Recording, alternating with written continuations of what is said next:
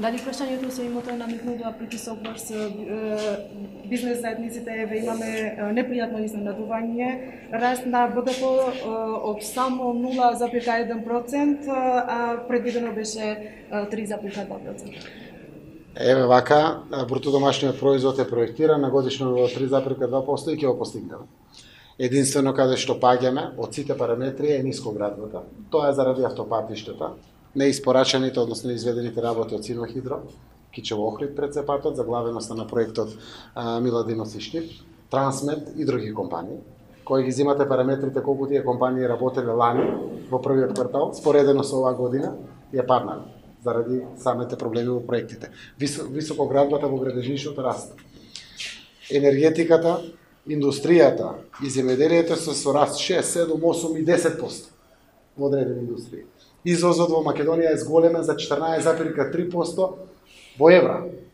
Во долари обезбеден како паралела е повеќе од 31%. ДДВ на платата од 1 јануари до 31 мај 2018 во споредба со 2017 е за без малку 8%. ДДВ-та е доказ за економската активност во државата. Точно е, данокот на добивка е зголемен за некој 9% веројатно. Тука Джонсон Мети уплати квалитетни пари за данокот на добивка. Персоналниот данок е исто така зголемен.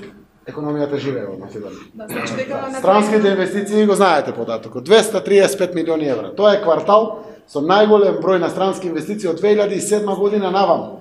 Сите овие параметри се за почит. За нас се потврда дека сме на вистинскиот пат.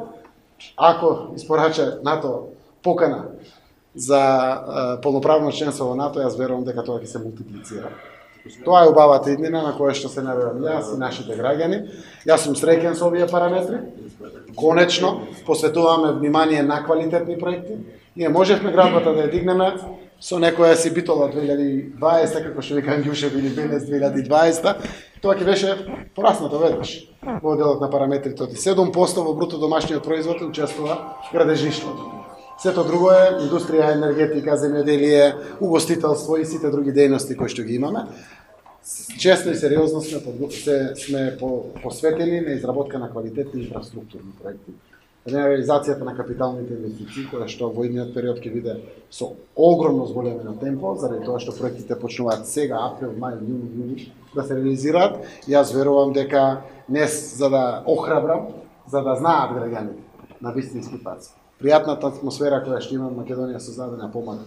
Пријатели сме со сите, истовремено, ако успееме во нашите чекори во интеграциите, тоа ќе биде дополнително зголемување и охрабрување на инвестиционите активности. Зборувавме 16 странски инвестиции имаме само во зони. Ова денешна инвестиција не ја броиме, таа не е во технолошко-индустријските развојни зони, а поддршката оди и на сите компании. Буквално по Македонија сме на пуштање во градби на многу компании, на вакви фабрики или слично. Тоа покажува дека целиот овој амбиент на економскиот раст на програмата, пријателството создадено, перспективите кои што се создадени, па дури и функционалноста на институцијата, вклучително и на парламентот, власт и опозиција, целото тоа може само да значи економија и повеќе пари кај граѓаните.